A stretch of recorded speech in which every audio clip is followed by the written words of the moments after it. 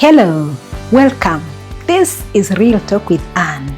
We continue our conversation on hallmarks of toxic relationships. The other day, we discussed about the foundational hallmark of toxic relationship, which is speed of formation. And we said it is foundational because it is the one that lays a basis for all the other hallmarks to find a standing and to be in a relationship. Today, we are discussing hallmark number 2, which is disregard of your personal boundaries.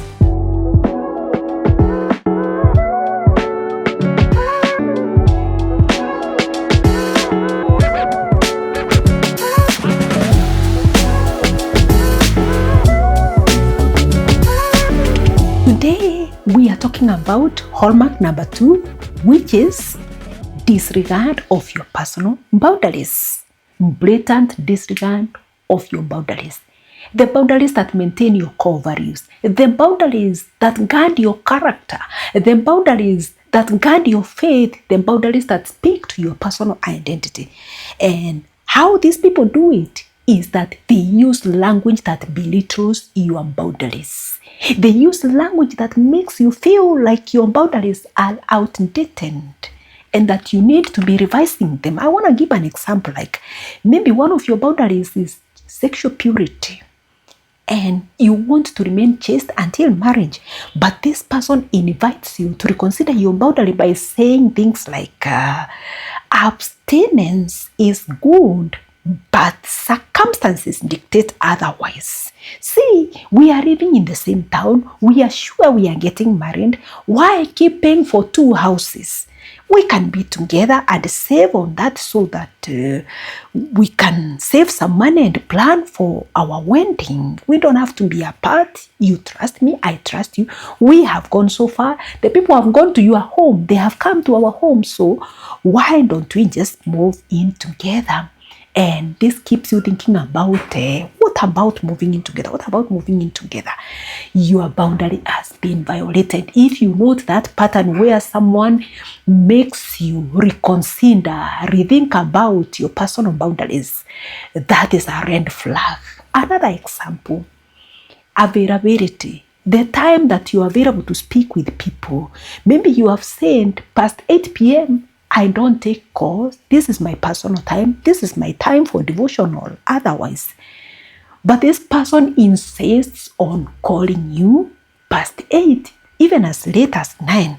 Again, maybe that time you want just short calls, but they insist on talking for 1-2 hours. Your boundaries regarding time are violated. You say, I am not available early in the morning because I start with morning devotions. But no sooner do you start a devotion than they start bombarding you with messages. How was your night? Those kind of things. Your boundaries regarding time, regarding your availability are violated, and they say to you, by the way, what is wrong with chatting until very late in the night? When you realize that someone does not respect your time boundaries, beware of a red flag. Another thing is violating your boundaries regarding the places that you want to visit. There are places that you are comfortable in visiting for entertainment or otherwise, but you will find someone pushing you and saying to you, come on, let us attend the bash. You can't afford to be left behind. You are missing out on very interesting things. I want to share with you a testimony of a young man who was coerced to attend a freshers party. That is not one of the places he would have wanted to be, because he said as a Christian he felt obligated to visit places where he can have control of the music that is happening, the things that people are using, the dancing styles that people are using, all this. But he knew at such a place he may not have control of this and he may not like it. But he had a friend who they met during admissions, and they discussed things and became friends. And this friend kept on time and again saying to him, you can't afford to miss the freshers night. We need to go. And the young man found himself in the freshers party. Not that he had planned to attend, but he has been pushed. I'm not saying freshers nights parties are bad, but if you do not feel comfortable being there, why should someone coerce you to make sure you are there? So this lady pushed his boundaries and pushed his boundaries. He found himself there, and he testifies that by 1 o'clock, his friend was already very drunk, intermingling carelessly with the other people, that he ended up being alone, and he had to wait till morning, a place that he felt he was out of place. And another thing, watching his girl being taken away by other people and dancing with her carelessly also hurt him deeply. I think that left him frustrated and experiencing quite a level of depression, leaving him spending days and days in bed until he had to see a therapist regarding this matter.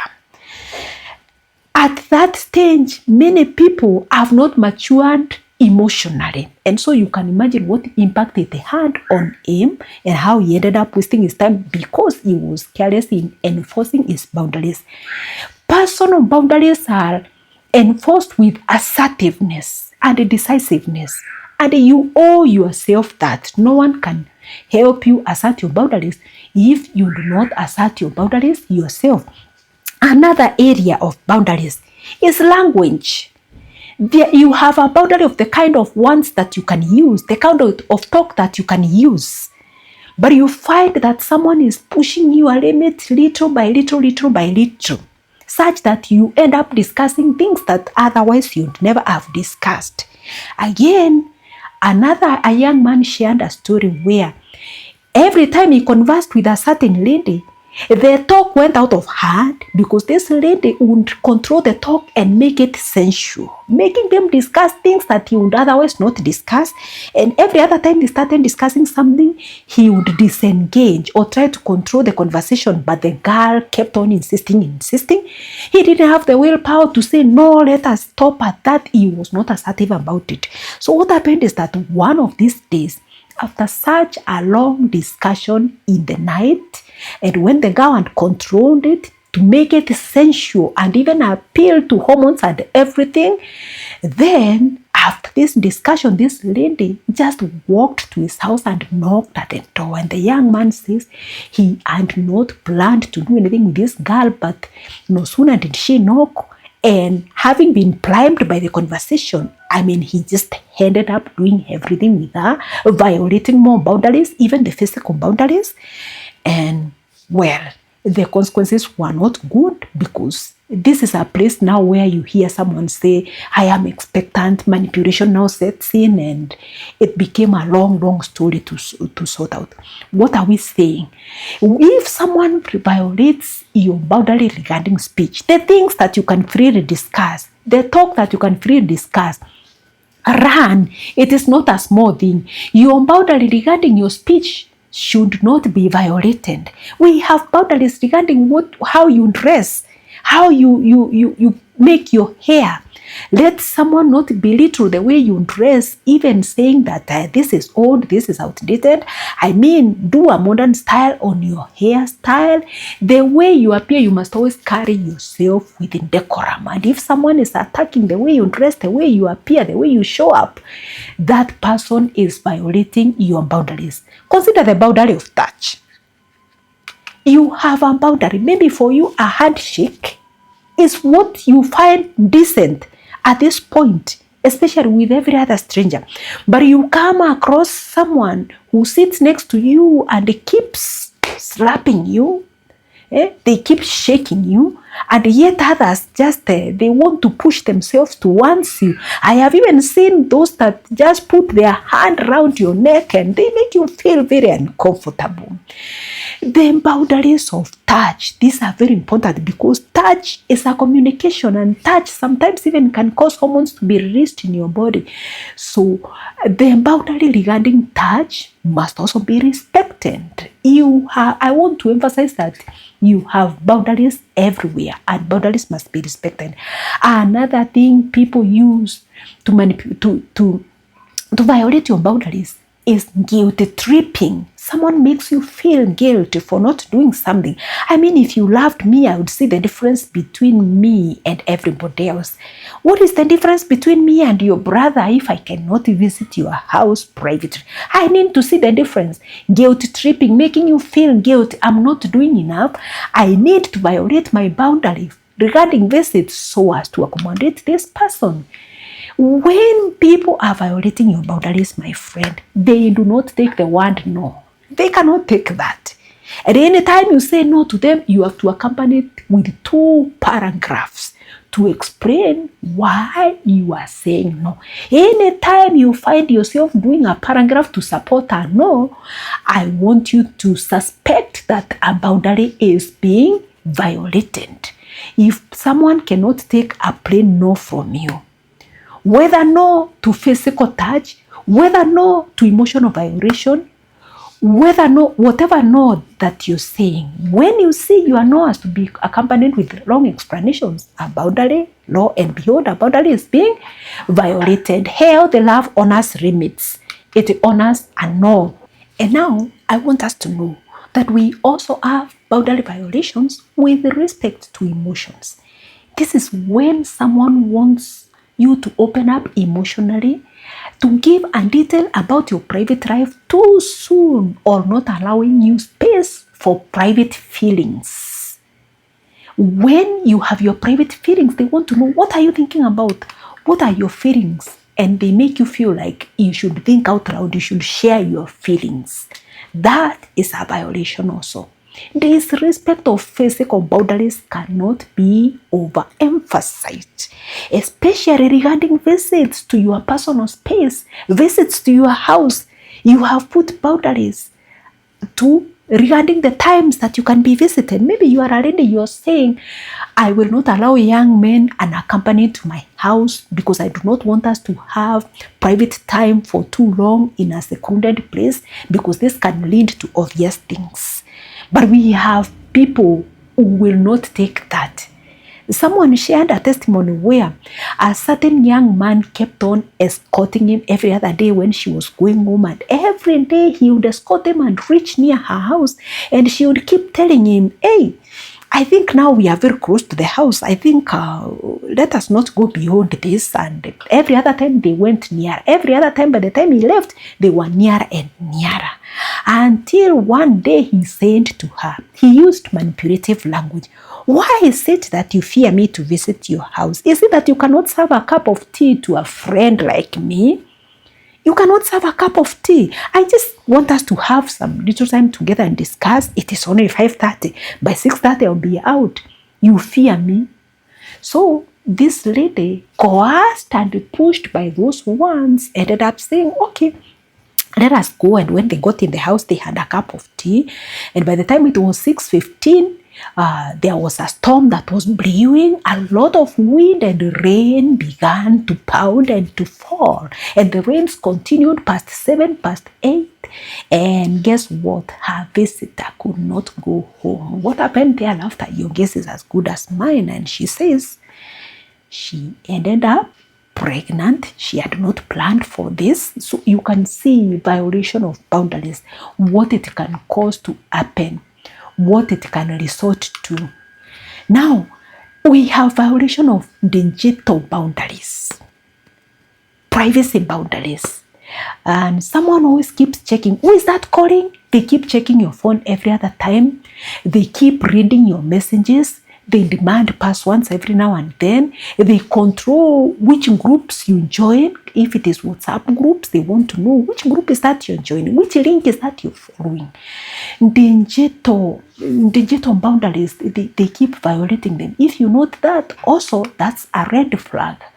That's a red flag. Another violation of boundaries is invalidating feelings. When someone invalidates your feelings, minimizing your discomfort, and they use words like, you are too sensitive.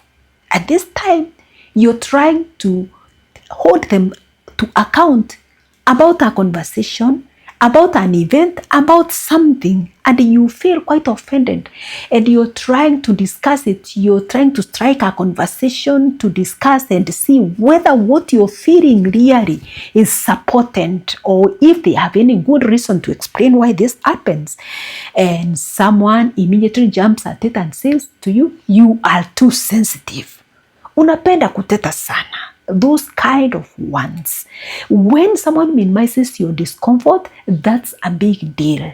It's a form of emotional gaslighting that dismisses your needs. So when you see such a thing, beware. That's a red flag. Another thing is disregarding your values or your convictions. A person who mocks your personal beliefs, a person who mocks your faith, a person who mocks your morals, or pressures you to compromise them, shows deep disrespect. This is an area that I would want us to be very clear on, because when boundaries are violated, this hallmark is closely related to the first one, speed of formation. Because once boundaries are violated, then everything else happens in unstructured manner and things go from bad to worse. There are people who ignore boundaries in communication, forcing conversations that you are not ready to discuss. Maybe there is something that they have said to you, I want us to discuss about this thing. You've indicated to them you're not ready to discuss that thing because maybe you want to gather some data here and there. But then you find that they are pushing you even before you gather information. I want us to discuss it today, not tomorrow. I want you to respond to my request to be my friend today, not tomorrow. When you find that someone is coercing you to give some information, that's a boundary that they are also jumping. Again, I write to us, there's something we call testing boundaries as a pattern. Someone repeatedly testing your boundaries, even if you have not done it completely. You have said to someone, I don't entertain people at my house in the evenings, but repeatedly they are pushing you, let's go, let's go. You can see you are applying a lot of energy to keep them away. Or you say to them, I don't want phone calls beyond 8, but you can see they call 3 minutes to 8 and then push it beyond 8. When people keep that pattern of trying every other time, if it is regarding touch, you can see they're insisting on touching you even if you do not want it. If you note a pattern of people trying and pushing and wanting to come nearer every other time, then this is something to call out as soon as it is happening. A violation of boundaries is a big thing. We are saying your boundaries are there to help you guard your character, your personal identity. Your boundaries should be celebrated. Your boundaries, you should not be shamed for having your boundaries. Your boundaries are who you are. And if you note in any way that we have discussed that someone is encroaching to your boundaries and pushing them little by little, stand up for your boundaries through assertiveness and decisiveness. Say no, full stop. Do not explain. Guard your boundaries.